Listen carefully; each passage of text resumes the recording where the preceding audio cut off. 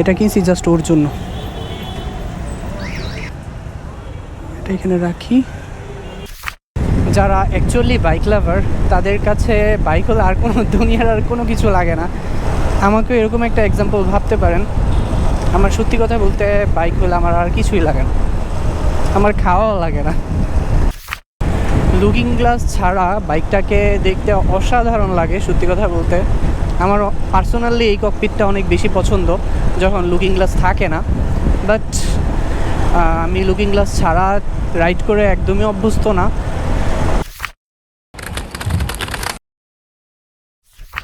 What is up guys, hope all is pretty good. This is Sajjad Hussain Prachurjo. Welcome to Frantic Movers. Good afternoon.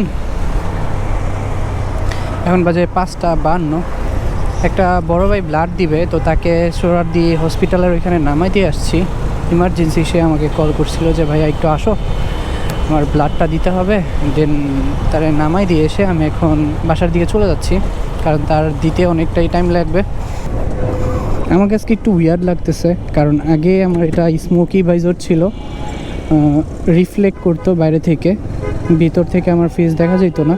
But এখন রাতের বেলা চলাফেরা করতে একটু uneasy লাগে, তো that's why আমি আগের যে ভাইজরটা আছে ক্লিন যেটা, ওইটা লাগাই ফেলছি। কিন্তু আজকে ছিল মোটামুটি একটু রোদ, এই জন্য ভিতর আবার সানগ্লাস ইউজ করতেছি। আমি সচরাচর খুব একটা সানগ্লাস ইউজ করি না।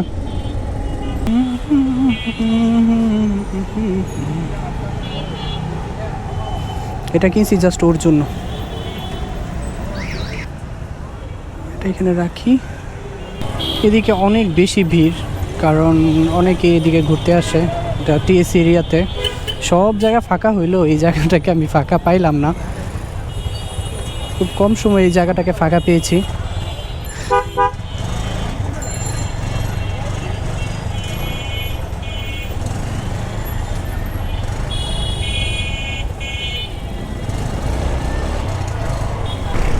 আমি আমার এই বাইকটাকে কখনো কোনো বস্তু মনে করি না, এটাকে আমি ব্যক্তি মনে করি। মনে হয় এটা আমার একটা সাথী। সুখের সময় যেভাবে আমার বাইকটাকে নিয়ে আমি বের হই, সেম ওয়েতে আমার যখন মন খারাপ থাকে তখন আমি বাইক নিয়ে বের হয়ে পড়ি, নির্জন কোনো জায়গায় যেয়ে তারপর মনটাকে ফ্রেশ করার ট্রাই করি। আসলে মানুষের সাথে আমার এই বাইকটার সাদৃশ্যতা অনেকটাই রয়েছে, কারণ মানুষ যেরকম খায় ও খায়। মানুষের যেমন 2 পা, ওরও 2টা পা। 2টা পা বলতে 2টা চাকা। সবচেয়ে বড় কথা হলো আমি এই জিনিসটাকে ফিল করি। তো যে জিনিসটাকে আমি ফিল করব, ওইটা অবশ্যই আমার মনের মধ্যে একটা বিশেষ একটা জায়গা ধারণ করছি, বিধায় আমি এটাকে ফিল করি। যারা অ্যাকচুয়ালি বাইক লাভার তাদের কাছে বাইক হলে আর কোনো দুনিয়ার আর কোনো কিছু লাগে না। আমাকে এরকম একটা এক্সাম্পল ভাবতে পারেন।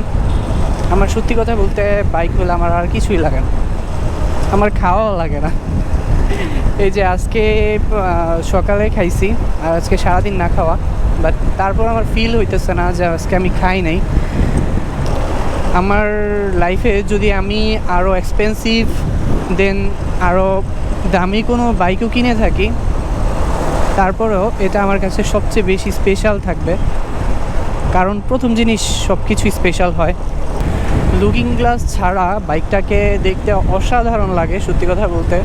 আমার পার্সোনালি এই ককপিটটা অনেক বেশি পছন্দ যখন লুকিং গ্লাস থাকে না, বাট আমি লুকিং গ্লাস ছাড়া রাইড করে একদমই অভ্যস্ত না। আমার ওইটা অনেক বড় একটা ফিচার মনে হয় আমার কাছে।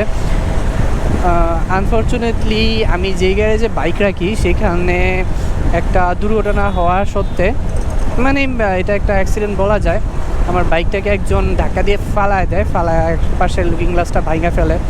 আমি 2টা লুকিং গ্লাসই খুলে রাইখা দিছি, কারণ একটা ভাঙা আর একটা ঠিক আছে। এগুলো দেখতে একদম বিরক্ত লাগে। মানুষের কমন সেন্স খুবই কম বর্তমানে। একজন বাইকার হয়ে আরেকজন বাইকারের কীভাবে ক্ষতি করে এটাই আমি বুঝি না, এটাই মাথায় আসে না। অ্যাটলিস্ট সে আমার ড্যামেজটা দিতে পারতো, বাট আমি আর এই বিষয়ে আর তেমন কোনো কথা বাড়াই নেই। বাড়াইলে বাড়ানো যাইতো, কোন দিক দিয়ে যাব। আমি এখানে আসার পর একটা দ্বিধাদ্বন্দ্বে ভুগি যে কোনটা ফাঁকা আছে ওই স্লটটাতে যাব।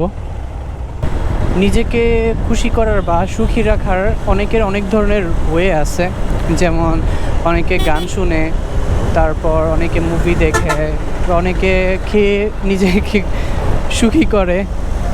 তো সেম ওয়েতে আমার ট্রাভেলিংটা অনেক বেশি পছন্দের।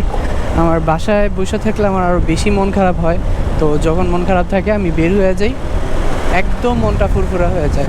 তো ট্রাভেলিংয়ের সাথে আমার বাইকটা যেহেতু জড়িত, তো দ্যাটস ওয়াই এটা আমার ইমোশন, এটা আমার ভালোবাসা, এটা আমার এভরিথিং বলতে পারেন। এখন কোথায় যাই ঠিক নাই, তো যখন আমার মনে হবে যে না আর যাব না, তো অতটুকু পর্যন্ত আজকে যাব, তো বের হইছি। এখন কোথায় যাই ঠিক নাই, যেতে ইচ্ছে করতেছে তাই যাচ্ছি, কোথায় চলে যাই সেটার কোনো গ্যারান্টি নাই। মেইন কথা হচ্ছে নিজেকে ভালো রাখতে হবে আর নিজেকে ভালোবাসতে হবে, কারণ ভালো রাখার জন্য ভাই কোনো মানুষই এগিয়ে আসে না, বা কারো ভালো থাকার কথা কেউ চিন্তাও করে না। অ্যাকচুয়ালি পুরুষ হয়ে যারা জন্মায় তারা আসলে নিজেরা ভালো থাকার জন্য জন্মায় না, তারা হয়তো অপরকে ভালো রাখার জন্যই জন্মায়। তো এই জিনিসটা আমি অনেক বেশি বিশ্বাস করি। তো বিশ্বাস করলে কি হবে, মাঝে মধ্যে নিজেকে ভালো রাখার জন্য কিছু কিছু ওয়ে খুঁজে বের করতে হয়, না হলে ভাই আপনি বাঁচবেন কিভাবে? মানুষ তো আশা নিয়েই বাঁচে, তাই না? ভিডিওটা এই পর্যন্তই, ভালো থাকবেন সবাই, আর আমার জন্য দোয়া করবেন আমি যেন অনেক দূর এগিয়ে যেতে পারি, আর যেন একটু রেগুলার হই, কারণ আমি অনেকটাই ইরেগুলার হয়ে গেছি, অনেক দিন পর পর ভিডিও মেক করি। তো যেন রেগুলার ভিডিও দিতে পারি সেজন্য আমার জন্য দোয়া করবেন। ভালো থাকবেন সবাই। Stay tuned for regular update. Signing off.